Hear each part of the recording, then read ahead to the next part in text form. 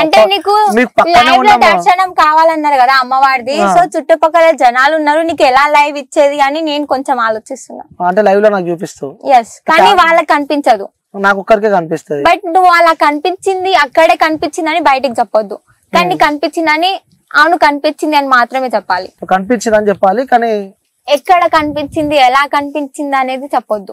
Okay పక్కా అంటావు? పక్కా. చూపియండి ఒకసారి. ఉన్నారన్నా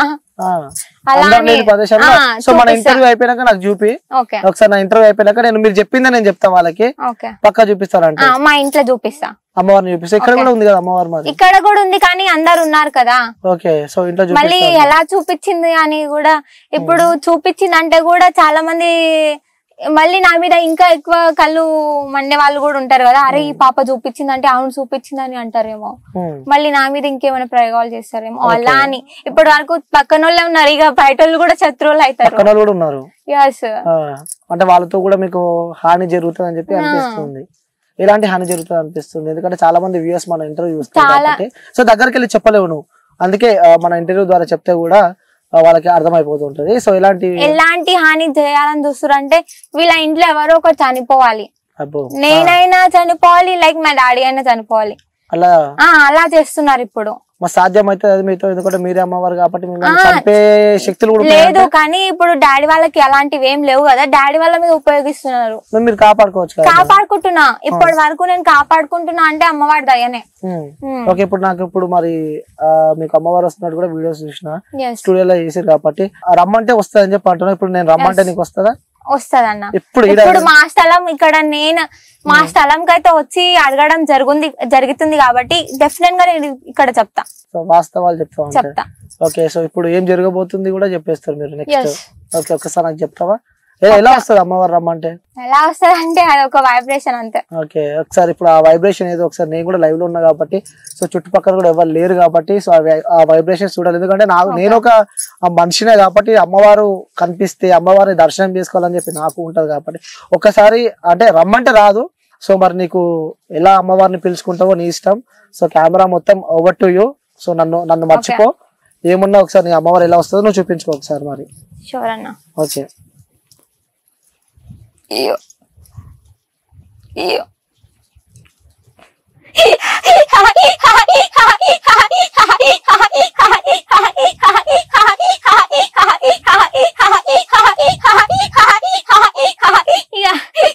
నా తండ్రి శంకరుడా, నా తల్లి పార్వతి, నా చిన్ని గంగమ్మ, 10,000 మీకు ఏకశరణము. ఇక శివునికి చిన్న బిడ్డను, ఇక చిత్రాల ఎల్లమ్మను, ఇక గౌన్లాడి బిడ్డను, ఇక గణసారి మౌరాల ఎల్లమ్మను, ఇక పరశురాముణ్ణి గన్నా సీదా ఆగి పరాశక్తిని, ఇక నా భర్త జమగ్ని రాజా, ఇక నా మామ గౌతముడు,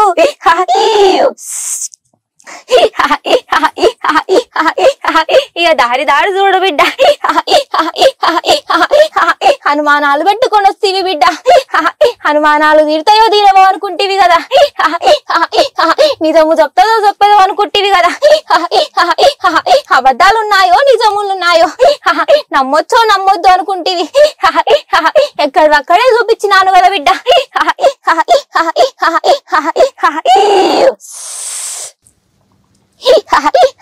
ఇప్పటికి కూడా అనుమానం ఉన్నది మనసులో, నాకు నిజంగా అమ్మవారిని చూపిస్తారా లేదా చూపియదా అనేది నిజమా? ఖచ్చితంగా నువ్వు తలుచుకుంటే నా భాగ్యము నీకు కలగవచ్చు, ఖచ్చితంగా కలగవచ్చు. ఓకే, సో నా గురించి ఏం చెప్తారు మీరు? నీకు మంచి చేయాలనుకుంటేనే నువ్వు వాళ్ళకి మంచి చేస్తావు, నీకు చెడు చేయాలనుకుంటే వాళ్ళకి కూడా నువ్వు చెడే చేయాలనుకుంటావు.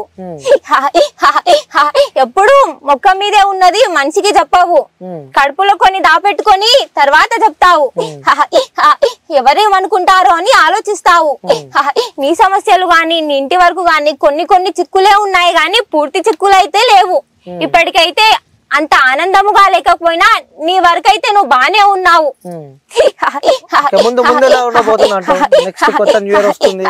ఖచ్చితంగా మంచిగా ఉంటావు, అంతా ఆనందమే. నువ్వే చూస్తావు కదా ఉంటానో లేనో అనేది.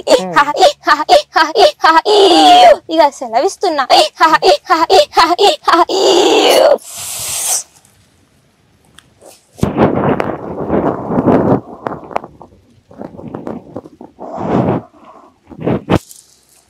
ఏం గుర్తులేదా నీకు? సో అవన్నీ ఎడ నేర్చుకున్నావు? ఏమన్నా ఇప్పటిదాకా నాకు కొన్ని చెప్పినా అవన్నీ ఎడ నేర్చుకున్నావు అంటున్నా. తెలీదు, బుక్కులు ఏదో చదువుకోలే నేను. ఇప్పుడు ఏదో ఇప్పటిదాకా ఏం చెప్పినావు చెప్పు ఒకసారి నాకు. తెలీదు. కళ్ళు మూసుకో. తెలీదన్నా. కళ్ళు మూసుకొని గుర్తు చేసుకో. ఇప్పుడు తెలీదు, నేను ఏం చెప్పినానో కూడా తెలీదు. చెప్పినావు అయితే చెప్పినా ఏం చెప్పినావు? ఏం చెప్పినానో తెలీదు, బట్ నీకు చెప్పినా అని అయితే తెలుస్తుంది. అంటే అమ్మవారు వస్తుందని నాకు తెలీదు నిజంగా. వాళ్ళ అంటే నాకు తెలియకుండా అమ్మవారు వచ్చినప్పుడు వాళ్ళ పేర్లు చెప్పొచ్చు, కానీ అమ్మవార్లకి ఇలా అన్నలు అవుతారు, తమ్ముళ్ళు అవుతారు, అవన్నీ నాకు ఏం తెలీదు. తెలీదు అన్న, మమ్మీని అడుగు నువ్వు. తెలీదు అసలు, మదర్ ప్రామ్ తెలీదు నాకు.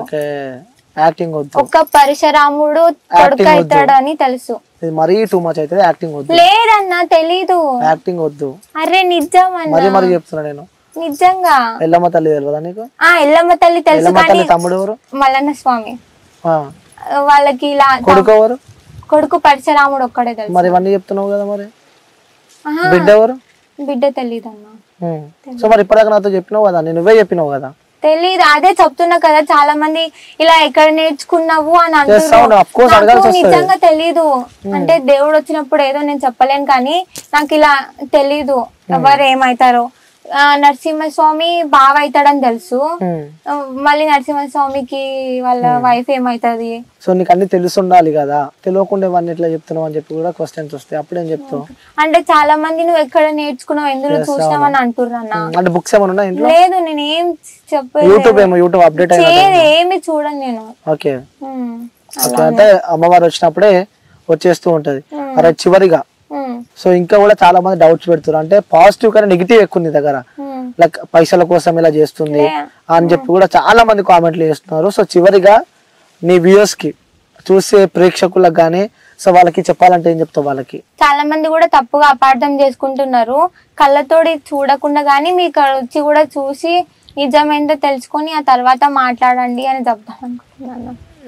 నువ్వు ఫేక్ అనుకునే వాళ్ళకి ఏం చెప్తావు? ఫేక్ అనుకునే వాళ్ళకి ఏం చెప్పలేనన్నా, ఏం చెప్పాలని కూడా లేదులే. సరే, ఓకే, ఆల్రెడీ నువ్వు స్టార్ట్ అయిపోయినావు, ఇంటర్వ్యూస్ ఇస్తున్నావు.